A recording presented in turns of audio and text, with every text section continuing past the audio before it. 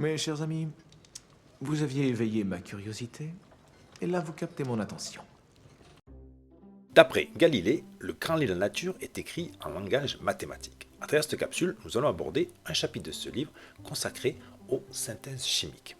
Pour introduire cette vidéo, observons cette équation de réaction chimique. On a deux réactifs, qui sont la leucine et la glycine, qui sont deux acides alpha-aminés, qui produisent un didépide, le gly. La question que nous allons nous poser, c'est comment réalise-t-on cette synthèse? Pour répondre à cette question, nous allons d'abord voir le principe d'une synthèse éco-responsable. Ensuite, nous verrons que pour réaliser une synthèse, nous sommes obligés de mettre au point des stratégies. Et enfin, nous verrons le modèle des flèches courtes. Que peut-on faire pour améliorer l'impact environnemental d'une synthèse? On va agir à 4 niveaux. Le premier niveau, c'est au niveau de l'énergie. En fait, les actions qui coûtent de l'énergie, c'est le chauffage, le refroidissement ou générer des hautes pressions. Donc pour ça, on va limiter ces actions-là et favoriser les catalyseurs. Ensuite, deuxième niveau, les réactifs. En fait, on va privilégier des réactifs qui sont renouvelables et non toxiques. Troisième niveau, les sous-produits. Au cours d'une réaction, on veut synthétiser un produit voulu, mais il est toujours accompagné d'autres produits. Et on les appelle les sous-produits. Et en fait, on veut limiter ces sous-produits qui vont être des déchets ou alors les valoriser. Dernier niveau, c'est les solvants. En fait, les réactions ont toujours lieu dans un solvant. Il existe les solvants organiques qui sont souvent toxiques, donc on va essayer de les éviter et favoriser plutôt l'eau ou des synthèses sans solvant. Pour synthétiser une molécule à partir de réactifs, on doit mettre au point une stratégie. Une synthèse est une suite d'étapes élémentaires. On distingue différents types d'étapes élémentaires que l'on va passer en revue. La première, c'est l'addition. L'addition, vous voyez, on part de deux molécules et on va en former qu'une seule. Donc ces deux groupes d'atomes vont se greffer sur l'autre molécule. Ensuite, la réaction inverse, c'est ce qu'on appelle l'élimination. Où là, cette fois-ci, vous voyez, à partir d'une première molécule, on va en former deux. Donc on va éliminer ces deux groupes d'atomes de cette molécule-là et donc arriver là. Mais vous voyez que c'est l'inverse de l'addition. Ensuite, il y a la substitution. La substitution consiste à inverser deux groupes d'atomes sur une molécule. Donc vous voyez là, le X va être éliminé et remplacé par le Y. Ensuite, on retrouve deux types de réactions qu'on a vues en début d'année, les réactions acide-base, où là on va avoir un échange d'ions hydrogène H+, entre un acide et une base de deux groupes différents. Et de la même façon, on peut avoir des réactions d'oxydoréduction, où là l'ion hydrogène va être remplacé par un électron, et on aura toujours un échange de cet électron entre l'oxydant et le réducteur de deux couples différents. Qu'est-ce que la protection et des protections? Alors imaginons qu'on a une molécule polyfonctionnelle avec deux groupes caractéristiques, le A et le B ici. Et on va faire réagir un autre groupe d'atomes qui peut à la fois réagir sur A et sur B. Mais nous, on veut le faire réagir uniquement sur A. Donc voici la technique employée. En premier temps, on va protéger le groupe caractéristique B ici en mettant un groupe d'atomes qui va empêcher la réaction d'avoir lieu ici. On appelle ça la protection. Donc ajout d'un groupe protecteur sur B. Deuxième étape, le couplage va avoir lieu, c'est-à-dire que le groupe d'atomes qui devait réagir va bien réagir avec A, puisque B est protégé, donc la réaction ne peut pas avoir lieu ici, elle va avoir lieu uniquement sur A. Et en un troisième temps, donc on va déprotéger, donc déprotection, c'est-à-dire enlever le groupe d'atomes qu'on avait fixé sur B pour retrouver le groupe caractéristique B initialement présent dans la molécule. Pour bien comprendre ce principe de protection-déprotection, on va prendre l'exemple de la synthèse de la dipeptide, le gly, que l'on avait évoqué en introduction. Donc là, je vous fais apparaître la synthèse désirée entre deux acides alpha-aminés que sont la leucine et la glycine et qui vont former le dipeptide, le gly. Alors le problème de cette réaction-là, c'est en fait on veut réaliser ce qu'on appelle ça une liaison peptidique ici, vous voyez, entre ce groupe caractéristique et celui-là. Or, cette même réaction peut avoir lieu aussi entre ce groupe caractéristique-là et celui-ci. Donc on va devoir protéger ces deux groupes caractéristiques. C'est ce qu'on fait dans un premier temps. Vous voyez ici, on a rajouté ce groupe protecteur sur la leucine et on fait la même chose sur la glycine en rajoutant le groupe protecteur là. Une fois qu'on a fait ça, on appelle ça l'étape protection. On va réaliser donc le couplage. Donc la liaison peptidique va être réalisée entre les deux groupes caractéristiques que l'on souhaitait faire réagir. C'est ce qui se passe ici. Donc étape 2, le couplage. Et la troisième étape va consister à déprotéger. Donc on va retirer les deux groupes protecteurs qu'on avait fixés ici. Donc dans un premier temps, on retire le groupe protecteur là. Et dans un deuxième temps, on va retirer le groupe protecteur ici. Donc on obtient bien la même molécule que l'on souhaitait désirer, mais vous voyez que ce n'est pas direct, il faut passer par 3 étapes. avec ici la déprotection. Qu'est-ce que la polymérisation? La polymérisation est une réaction chimique au cours de laquelle de petites molécules appelées monomères s'assemblent pour former une chaîne de molécules géantes appelée polymère. Prenons un premier exemple, le polyéthylène. La photo que je vous ai mise ici vous montre des sacs plastiques, type sac poubelle, et en fait ça on appelle ça du polyéthylène basse densité. En fait, le principe est le suivant, on va prendre une molécule d'éthylène, vous voyez ici avec une double liaison CC, si l'on fait réagir N-éthylène, on va former une longue chaîne carbonée de carbone ici, qu'on appelle le polyéthylène. Deuxième exemple, les protéines. Les protéines en fait sont des polymères d'acides alpha-aminés. Un petit exemple pour illustrer ceci. Donc là nous avons deux acides alpha-aminés identiques et on reconnaît donc ici le groupe amine, ici le groupe carboxyle. En fait ces deux groupes vont réagir pour former ici un amide et donc ce qu'on appelle aussi une liaison peptidique. Et vous voyez que cette liaison va pouvoir se répéter puisque si je prends un deuxième acide alpha-aminé avec sa fonction amine, va pouvoir se greffer ici sur le groupe caractéristique carboxyle. Et pareil de ce côté-là, ça va pouvoir réagir avec le groupe carboxyle de notre monomère.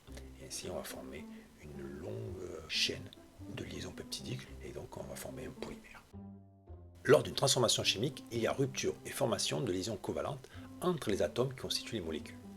Une liaison covalente est constituée d'un doublé liant d'électrons.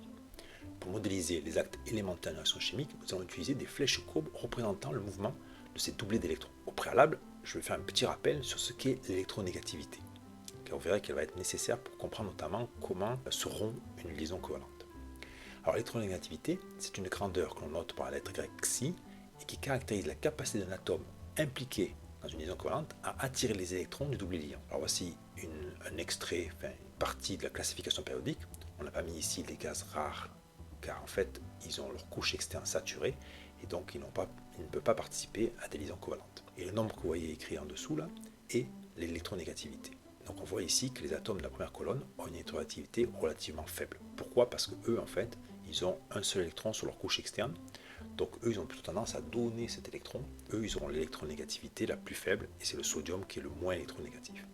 Par contre, dans l'autre extrémité du tableau, donc ici les halogènes, on a le fluor et le chlore, eux ont une électronégativité relativement élevée.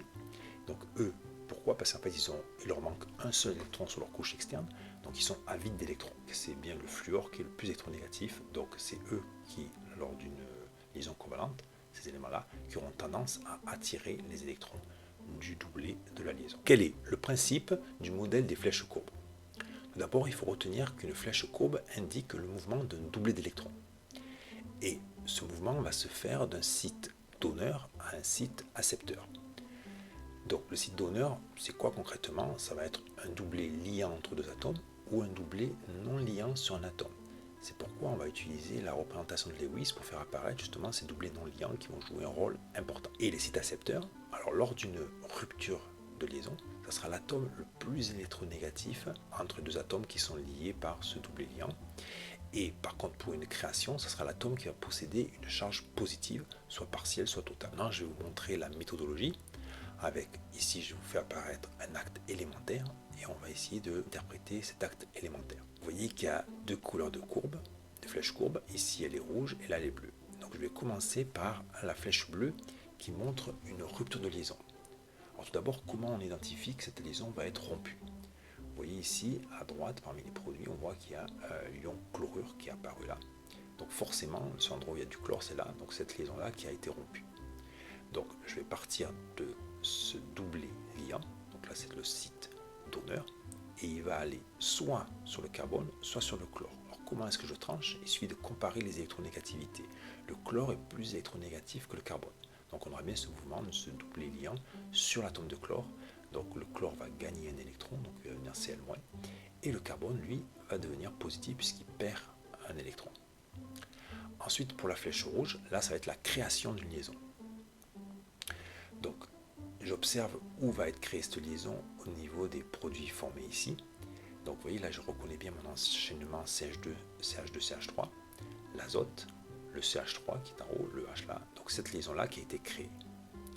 Et pour la justifier, donc, je vais faire apparaître donc la flèche courbe rouge qui part du doublé non liant de l'azote et qui vient sur le site accepteur qui est une charge donc positive qui va recevoir ce doublé non liant d'électrons. Et former ainsi cette liaison. Quelle est la différence entre un intermédiaire réactionnel et un catalyseur? Commençons par l'intermédiaire réactionnel. Là, je vous ai fait apparaître deux actes élémentaires, donc étape 1, étape 2. On va expliquer un petit peu ce qui se passe. Donc lors de l'étape 1, vous voyez d'abord il y a une rupture de liaison ici, qui fait apparaître une charge négative sur l'oxygène, une charge positive sur le carbone là. Et après, il y a une liaison qui va se créer là, entre N et C, formant ici cette espèce chimique-là. Cette espèce chimique-là, après, va réagir sur elle-même, avec ici une rupture de liaison, libérant ici le H+, et le doublé non liant de l'oxygène va se lier à l'hydrogène, et former le OH. Donc en fait, cette molécule qui est apparue là, puis disparaît lors de l'étape 2, on appelle ça un intermédiaire réactionnel. Donc, un intermédiaire réactionnel est une espèce chimique créée lors d'une étape et consommée immédiatement dans l'étape suivante. Cet intermédiaire réactionnel ne paraîtra jamais dans l'équation bilan de la réaction puisque c'est ni un réactif ni un produit. Ensuite, passons au catalyseur et prenons l'exemple de la réaction de dismutation de l'eau oxygénée en présence de fer 3. Alors, l'eau oxygénée se dismute, en fait, elle donne naissance à de l'eau et du dioxygène. Cette réaction est très lente à température ambiante. Donc, pour l'accélérer, on va utiliser un catalyseur qui est l'ion fer 3. Donc, en présence d'ion fer 3, en fait, l'eau oxygénée va s'oxyder. Elle va libérer de l'oxygène et des ions H+, et des ions fer 2. Et ces ions fer 2 vont à leur tour oxyder l'eau oxygénée pour former cette fois-ci de l'eau et régénérer, vous voyez, les ions fer 3. Ainsi, la présence de fer 3 va modifier le schéma réactionnel et donc l'accélérer. Mais vous voyez qu'au niveau du bilan de la réaction, si j'enlève ce qui est commun entre les réactifs et les produits, on retrouve bien la même chose. Donc en fait, un catalyseur, c'est quoi? C'est une espèce chimique qui agit comme un réactif, mais qui va être régénéré à la fin. Et par contre, son principe, ça va être de modifier le schéma réactionnel pour faire en sorte que la réaction soit plus rapide. Et vous voyez, dans les deux cas, que ce soit l'intermédiaire réactionnel ou le catalyseur, ils n'apparaissent pas dans l'équation bilan de la réaction. Pour conclure, revenons à la question qu'on s'était posée lors de l'introduction et qui était la suivante: comment réalise-t-on cette synthèse? Alors a priori, donc on voit qu'on veut faire réagir un acide alpha-aminé qui est la leucine avec un autre acide alpha-aminé qui est la glycine pour former le dipeptide, le gly. Donc on va créer ce qu'on appelle une liaison peptidique ici entre ce groupe caractéristique-là et celui-ci. Or, il y a un problème parce que le NH2 peut aussi réagir avec l'OH là. Donc, vous voyez, ça, ce n'est pas un acte élémentaire. Donc, on va être obligé de mettre au point une stratégie.